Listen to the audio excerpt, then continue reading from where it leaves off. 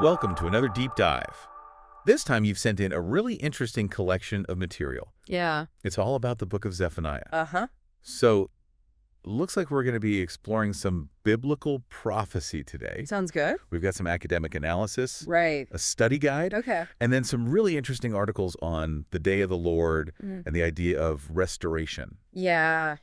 From what I gather, you're interested in understanding kind of the historical context of the book, Yeah.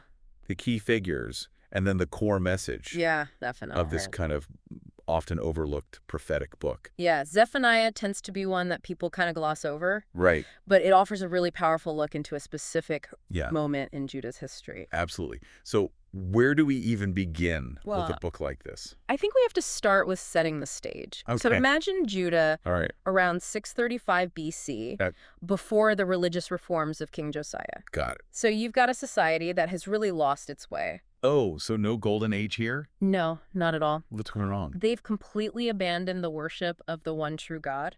Okay. They're embracing all kinds of Canaanite gods, Yikes. like Baal and Asherah. And then you've got social injustice is rampant. Oh, wow. The rich are exploiting the poor. So it's a mess. It's a mess. Okay, so then enter Zephaniah, Right. our prophet for the day, Exactly. with a message that's probably not going to be super popular. Yeah. One thing I found really interesting in the sources is kind of his family tree. Yeah. He's not just some random guy, right? No, he's a direct descendant of King Hezekiah, Oh, wow. who, if you recall, was a king who really tried to lead Judah back to God. Right. So you have this irony that this prophet Yeah. with royal blood Uh-huh. is calling out the very people who should be upholding God's law. It's like, hey, we should know better. Exactly. Look at where we came from. It's like he's looking back at his family history, Right. at the legacy of Hezekiah, and saying, look how far we've fallen. Wow. We've abandoned God, Okay. embraced corruption, Yeah. and now we're going to face the consequences. It really sets the stage for a dramatic message. Definitely does. And speaking of dramatic, Uh-huh. one phrase that appears repeatedly Right. in the sources is the day of the Lord. Yeah. So what exactly are we talking about here? It's a major concept in prophetic literature, Okay. and it's a time of judgment and purification. Okay, so like a cosmic reset. Yeah, think of it as a divine reset button. All right, so God's saying, Enough is enough. yeah. I'm right. wiping the slate clean. Okay, and how does Zephaniah describe this reset? He uses very vivid imagery. Okay. War darkness, covering the land cities, collapsing suffering. Oh, wow. You know, it's really meant to be a wake-up call Well, to I the got it. people of Judah. So pretty terrifying warning It's to Judah. Hmm. But are they the only ones in trouble here? Well, he also has a message for the surrounding nations. Oh, really? He condemns the Philistines, the Moabites, Mm-hmm. the Ammonites, the Cushites, even the Assyrians. So nobody gets a free pass. No, it really speaks to this idea that even back then, Right. nations didn't exist in isolation. Uh, What they did had an impact on the world around them. Right, that makes a lot of sense, especially in a region Yeah. with so much conflict Exactly. all the time. Yeah. So it's like he's saying, look, Yeah. nobody gets a free pass here, but I am curious. Okay. He specifically mentions Ethiopia, Yes. not Egypt. What's up with that? Well, remember, this is a time when power dynamics are Yes. constantly changing. Uh-huh. So it seems that in Zephaniah's time, Yeah. Ethiopia was the dominant power in the region, excellent. maybe even holding sway over Egypt. So we've got this backdrop of impending doom, Mm-hmm. not just for Judah, Right. but for the entire region. Yeah. But it seems like Zephaniah has a bone to pick with the leaders of Judah in particular. Oh, he definitely calls them out. In what way? He goes after the kings, the princes, the Mm. judges, the prophets, What even the is it? priests. Yeah. He accuses them of corruption, Okay. of abandoning justice, Wow. And he doesn't? leading the people astray. Yeah. He doesn't mince words. No, he doesn't. The kings are like ravenous lions, Oh, tearing their prey apart. uh-huh. The judges are like wolves prowling at night. The prophets are speaking lies for profit, Okay. and the priests are defiling the temple. Wow. He pulls no punches. Not at all. So we've got this picture of a society on the brink facing Mhm. divine judgment, Right. and then leaders who are corrupt and Yeah. self-serving. Is there any hope? There is hope, Oh, good. but it comes with a condition. He Okay. talks about a remnant, A remnant. a group of people who will survive the coming judgment. Okay. So even when things seem hopeless. Yeah. There are always those who remain faithful. Okay, so who are these remnants? That's a great question. And what does this hope look like for them? Well, it's more than just surviving. It's Yeah. about experiencing a profound transformation, Oh, wow. Okay. both individually and as a society. So we've got the historical context. You've Yeah. got the key figures. Yeah. This looming threat of the day of the Lord. Right. But it sounds like there's a glimmer of hope There is. on the horizon. And we'll unpack that more next time. That's what we like to hear. All right, listeners, we'll be back in just a moment.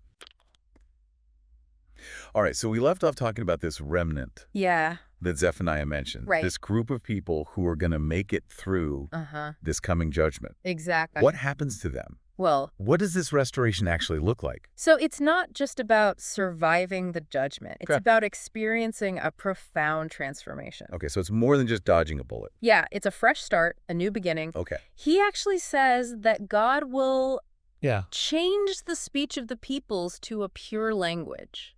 That's interesting. Yeah. That idea of a pure language. Mhm. What do you think he means by that? Yeah, is it literal? Yeah. Like everybody's going to be speaking the same language? Uh-huh. Well, some scholars do believe it's referring to a return to Hebrew, Okay. the language of their ancestors and their faith. Yeah. But I think it goes deeper than that. Okay. It's about a unity of spirit, Mm-hmm. a shared understanding Okay. that transcends languages and cultures. So almost like a language of the heart, Exactly. not just words. Yeah. So it's a pretty radical vision It is. of unity and restoration. Uh-huh. But I want to zoom back in on the historical context for a second. Okay. You know, we talked earlier about Yeah. Zephaniah being a descendant of King Hezekiah, Right. and the irony of that. Uh-huh. But I'm wondering if there's more to it. Oh, what do you mean? Well, we know that Zephaniah is prophesying during the reign of Amon, Yes. who was King Josiah's father, Right. who, as we know, wasn't exactly a great guy. And a role model? No. No, not at all. But Josiah eventually will become known for his religious reforms. Exactly. So could Zephaniah's message coming from someone within the royal line have been targeted in some way towards the young Josiah, That's an interesting idea. even before he became king? Yeah, think about it. Yeah. Josiah was very young when he became king. Yeah. So he probably would have been surrounded by advisors and court officials Okay. who were still participating in the Right. same corrupt practices. So imagine Zephaniah Right. with his royal lineage Uh-huh. standing in the midst of all that, Yeah. delivering this powerful message. It's like he's planting these seeds of change, Yeah. hoping to influence Josiah. And you know, when you think about the sources Yeah. and how pointed his critique of the leaders is, Mm-hmm. with those vivid comparisons, Right. the kings as ravenous lions, the judges as wolves in the night. Yeah, it's almost like he's holding up a mirror Right. to the court. Forcing them to confront their wickedness. Yeah, and for a young king. Right. Who's grown up seeing his father's corrupt reign. Yeah. Those words might have been impactful. It makes you wonder if that's part of what laid the groundwork Right. for Josiah's reforms later on. It's an intriguing thought. Yeah, so we've got judgment, Mm-hmm. restoration, Right. maybe even a subtle attempt to influence the future king. Yeah. What stands out to you as the most important? I think the main point is that God's judgment, Yeah. it's not random Right? or out of nowhere. Okay. It's a response Uh-huh. to wickedness and injustice. Okay. It's like a parent Yeah. disciplining a child, Right. not out of anger, Okay. but out of love. I see. So even when things seem really dark, Yeah. there's always that glimmer of hope. Right. And that's where this idea of the remnant comes in. Yeah. It's a reminder that God is always looking for those Okay. who will turn back to him. And through them, Yeah, he can bring about this change. exactly. You know, when you hear about the day of the Lord. And this cosmic reckoning, Mm-hmm. it's hard not to think about what's happening in our world today, Right. all the challenges we're facing. Yeah. The environmental crises, Yeah. the injustices. The political division. Zephaniah's message isn't just for ancient Judah. Right. It's for all of us. So it's a call to action. We have a choice Okay. to continue down a path of destruction Right. or to turn back to God. And embrace that hope. Exactly. We've covered so much ground already. Yeah. The historical context, Right. Zephaniah's lineage, Mm-hmm. this threat of the day of the Lord, Yeah. the judgment, the restoration, Mm-hmm. even the hidden meaning of Zephaniah's name. We did dive deep. But we're not done yet. Not quite. We still have to talk about Yeah. those prophecies against the other nations. Those are fascinating. What message is he sending there? Yeah. And what can we learn from it? All right, listeners, we're going to dive into that in just a moment. All right, so we're back and ready to unpack those prophecies against the other nations. Right. I got to admit, Mm-hmm. reading through these sources, Yeah. those sections really stood out to me. Oh, yeah.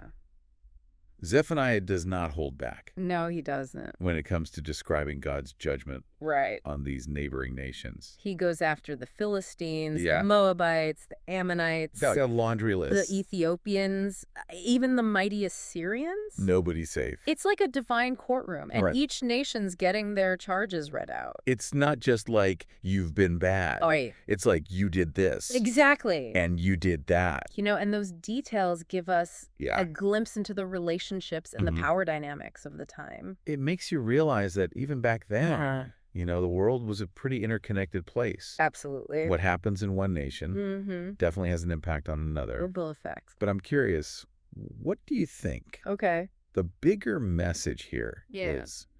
Is it just about Mm. God punishing these nations for specific things? I think it's about more than that. Okay. Remember we talked about the idea Yeah. that God's judgment Yeah. is a response to turning away from him? Okay. So these prophecies Right. against the other nations Uh-huh. aren't just isolated incidents. They're Yeah. part of this bigger pattern Yeah. of human brokenness. So it's not just about geopolitics Mhm. or territorial disputes. It's a spiritual problem. It's a heart issue. Exactly. So these nations, just like Judah, Right. have turned away from God. And have embraced idolatry. Okay. And that's what leads to judgment. It's the root cause.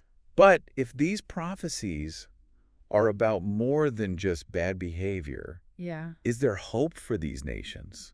I believe there is. Okay. Remember, Zephaniah offers this vision of restoration, Right. not just for Judah, but for all nations. So it's almost like these prophecies of judgment are kind of Mm-hmm. a wake-up call Yeah, like a divine intervention. to help them realize Uh-huh. the error of their ways.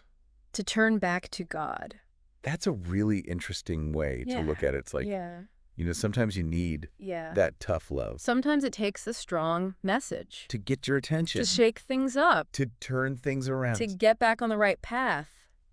It's amazing to me how we keep coming back Yeah. to this idea of God's mercy, It's a central theme. even in the midst of these Uh.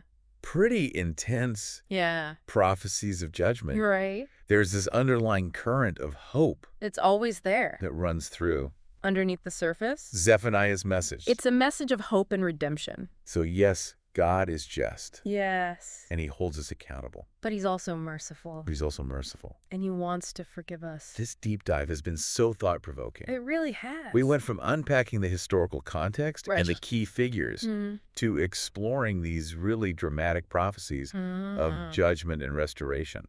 It's a powerful book. We talked about the day of the Lord, Yeah. judgments against the other nations, even that hidden meaning of Zephaniah's name. Lots to uncover. It's amazing how much is packed into this Right. relatively short book. Yeah, and it still speaks to us today. It really does. It challenges us to think about our own lives, Absolutely. our own I know societies, this is. and the choices we're making. Yeah. It offers a message of hope, even in the midst of darkness. That's the key takeaway. God is still at work, He is. offering that path to redemption. He's always there. Well, this has been fantastic. Thank you for having me. The pleasure was all mine. I enjoyed it. And to our listener, thank you for joining us Yeah, thanks for listening. on this journey through the book of Zephaniah. It's been a deep dive. We hope you gained a new understanding Uh-huh. of its message and its relevance for today. Yeah, it's still relevant. We encourage you to keep exploring, Keep learning. discovering those hidden treasures of the Bible. There's always more to discover. There's always something new to learn.